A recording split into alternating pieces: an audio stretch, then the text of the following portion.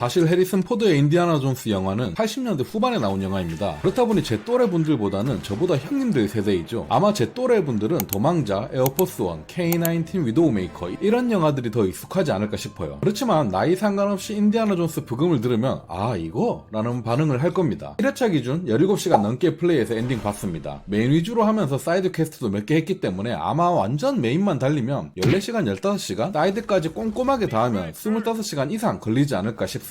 사이드까지 다 해본 건 아니지만 몇 개만 해봤을 기준 하나하나 재밌게 잘 만들어놨기 때문에 올 클리어를 해도 재밌게 하지 않을까 싶습니다. 그리고 엔딩을 보더라도 바로 끝나는 게 아니고 남겨진 여행을 쭉 할 수 있게 되어 있어서 엔딩 후에도 사이드 퀘스트나 수집 요소 등등 게임을 다 즐길 수 있게끔 되어 있기 때문에 일부러 메인을 아껴두면서 플레이할 필요는 없습니다. 진짜 이 게임의 제작자들은 게임의 장르에 대한 이해도가 높고 탐험 어드벤처를 만들려면 당연하게 탐험이 가장 중요하다는 걸 잘 알고 있다고 말하고 싶습니다. 정말 게임을 하면서도 가장 재밌었던 게 바로 탐험하는 재미였습니다. 전투도 나름 할만하고 재밌는 편인데도 불구하고 그냥 전투 없이 지하동굴만 계속 탐험하고 싶다는 생각이 들 정도로 횃불이나 라이터를 켜고 유적지를 후벼 파고 있는 나 자신을 볼 수 있는 게임입니다. 거기에 중간중간 80년대 감성이 느껴지는 컷신들도 적절하게 나와주었기에 진짜 엔딩 볼 때는 와 간만에 재밌는 고전 영화를 17시간 동안이나 본 듯한 기분이 들었어요. 이게 진짜 묘하다고 느낀 게 뭐냐면 게임의 분위기나 연출 이런 게 80년대 컨셉이라서 분명 촌스러운 것들도 많고 좀 헛웃음 나오는 부분들도 많단 말이죠. 그런데 이게 몰입이 너무 잘 되고 재밌더라고요. 아 근데 이게 내가 나이가 있어서 재밌는 건지 좀 궁금하긴 하네요. 20대 분들이 플레이하면 촌스럽다고 느낄지 궁금하긴 합니다. 그리고 영화 중간중간에 예전 개그 코드도 많이 들어있는 편이라서 웃기지도 않은데 어이없이 피식거리는 장면들도 있어서 정겹고 좋았어요. 그리고 정말 이번에야말로 PC 사상이니 뭐니 이딴 거 없이 너무나도 완벽한 캐릭터들 때문에 게임의 몰입도가 한층 더 올라갔습니다. 특히나 주인공 커플 인디아나와 지나의 케미는 너무나도 좋았고 유쾌했으며 특히 주인공 인디아나 성우의 트로이 베이커가 너무나도 잘 어울리고 멋있었는데 여기까지만 해도 완벽하다고 생각했는데 이 게임의 정점은 바로 빌런으로 나오는 포스 박사입니다.